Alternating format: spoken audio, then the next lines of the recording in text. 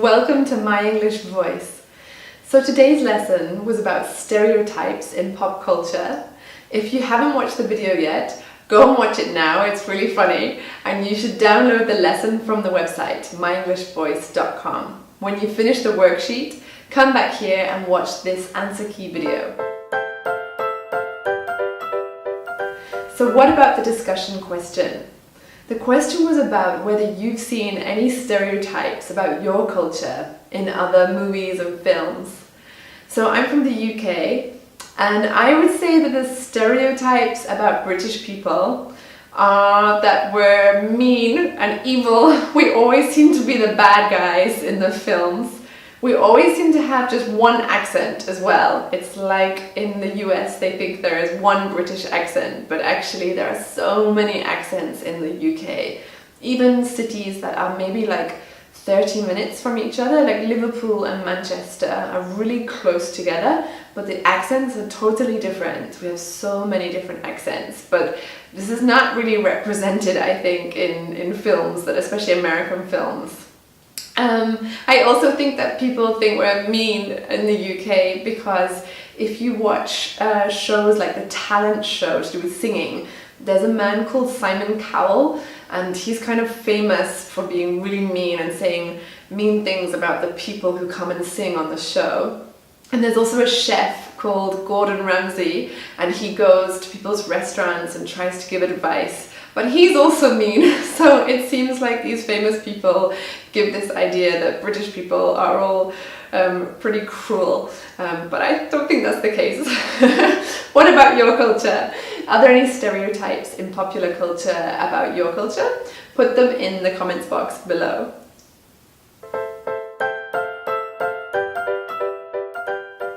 Remember that there are 3 things to think about for clear communication in international English. The first thing is vowel length, the long and short vowels. And to me on this video, the speakers all seem to use a difference between long and short vowels. The second thing is consonants. And again, to me, the consonant sounds sounded really clear. If you have another idea, put it in the comments box below. And the third thing is sentence stress. So making the words longer, louder and higher if they're more important. And I thought this was really effective. Really the people on the video felt quite strongly. They had strong opinions about some of the things, and they used the sentence stress to really focus the listener on what they wanted to say.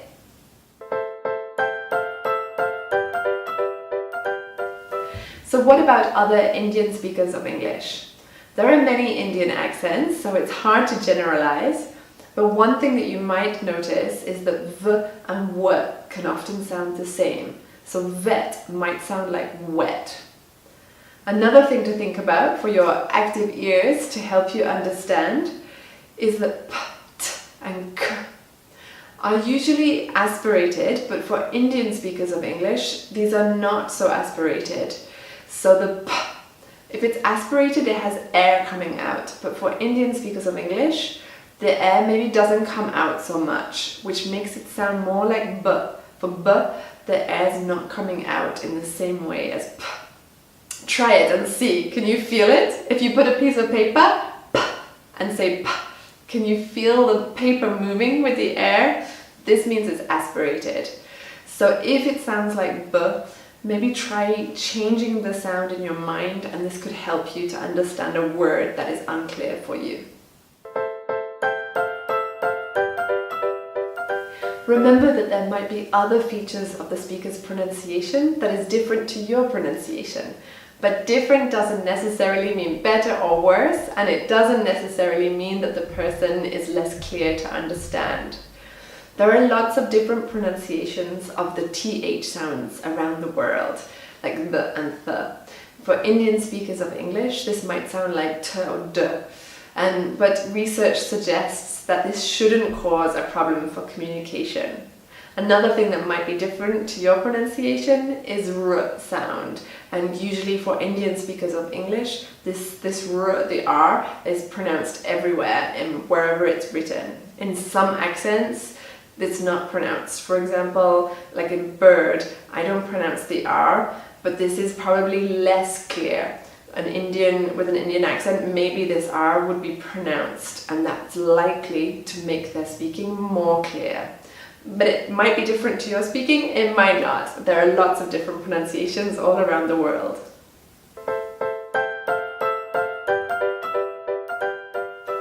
Okay, so thanks for watching. Don't forget to sign up to the newsletter and subscribe to the YouTube channel. I have new lessons coming out every Thursday and Saturday. Lots of different categories for you: sports, music, food, going global, mind, body and soul. So hopefully there's something for everyone. But most importantly, don't forget to share your English voice with my English voice.